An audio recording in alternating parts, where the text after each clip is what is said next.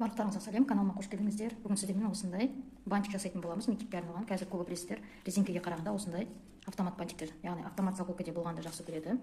Сол себепті менімен бірге соңына дейін болыңыздар. Ендеше бантик жасауымызды бастайық. Мен алдын ала кесіп алдым. Бізге яғни ені 5 см, ұзындығы 25 см. Лента керек, яғни атласовый лентадан жасайтын боламын. Екі жағын дұрыстап аламыз.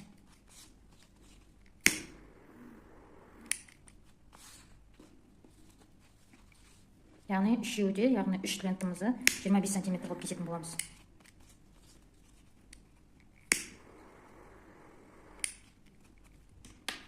Енді екі лентамызды бір-біріне бүктейміз.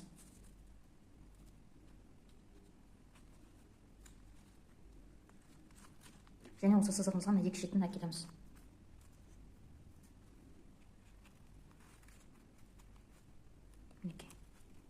Енді дәл осыны біз осындай қыстағышпен қыстыра тұрамын. Екіншісі дәл солай.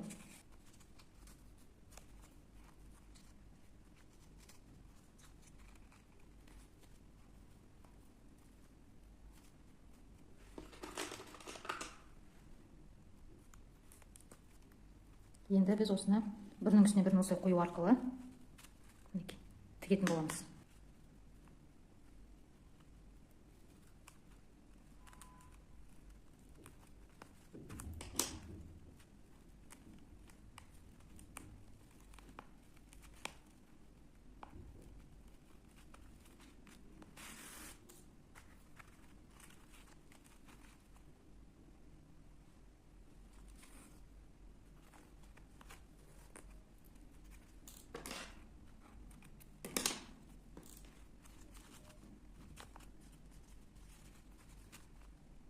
Енді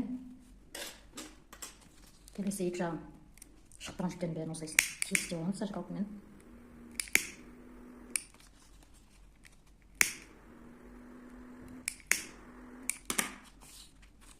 Бұны да бөктейміз, екі жағын бірдей қылып.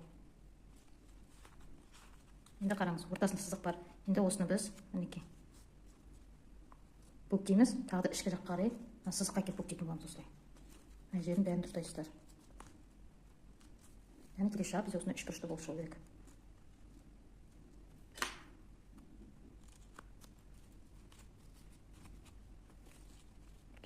Келесі жағында дәл солай.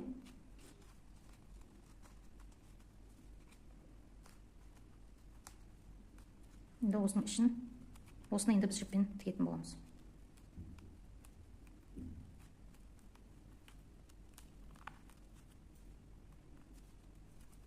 Банағыдай айналдырамыз.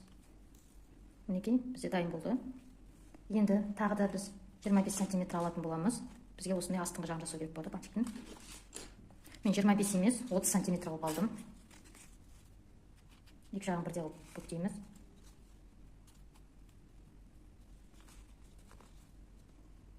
Және осының ұшын осылай үш бұрышты қылып қиямыз. Мінекей осылай қиып аламыз да. Зажигалкамызбен тексереміз.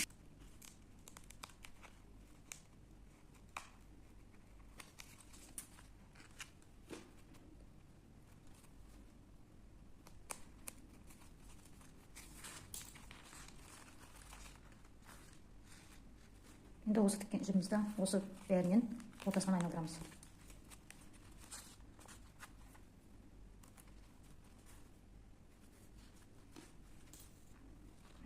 Енді ортасына осыны біз жабыстыратын боламыз.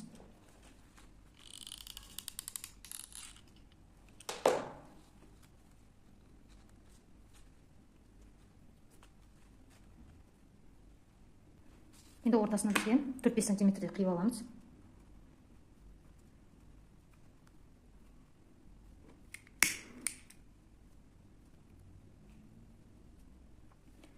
Бізде осыны кішкентай ғана заколка.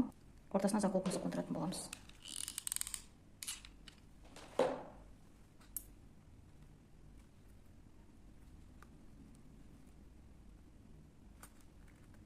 Және ортасында темірін уақытша ала тұрамыз. Ортасына әдемілеп кішкентай ғана лентамызды жабыстыратын боламыз. Алдымен бантигімізге клей жағып аламыз.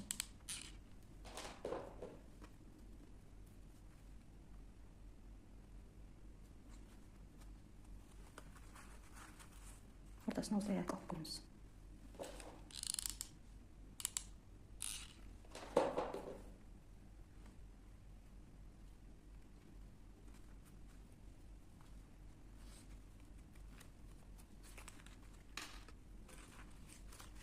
Мінекей артын жабыстырдық. Енді орнына қайтадан бана темірімізді салатын боламыз.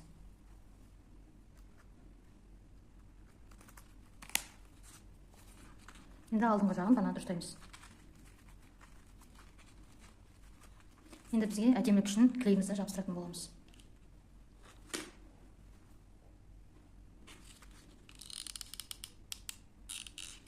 Клейімізді кішкене ғана тамызатын боламыз. Және осындай полужемчикті жабыстырамыз.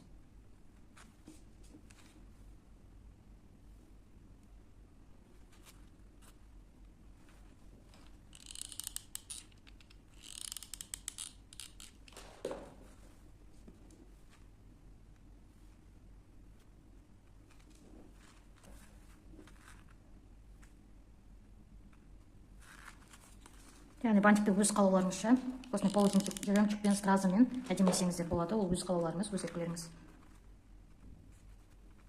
Мінекей мен бір жағын клейлеп болдым. Полужемчикпен енді екінші жағын клейлейтін боламыз. Бағанағыда айтып кеткенімдей, бұл өз қалауларыңыз, қалай әсемдегілеріңіз келеді, солай жасайсыздар.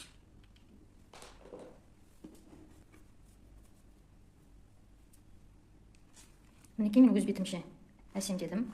Бізде дәл осындай әдемі бантик пайда болды.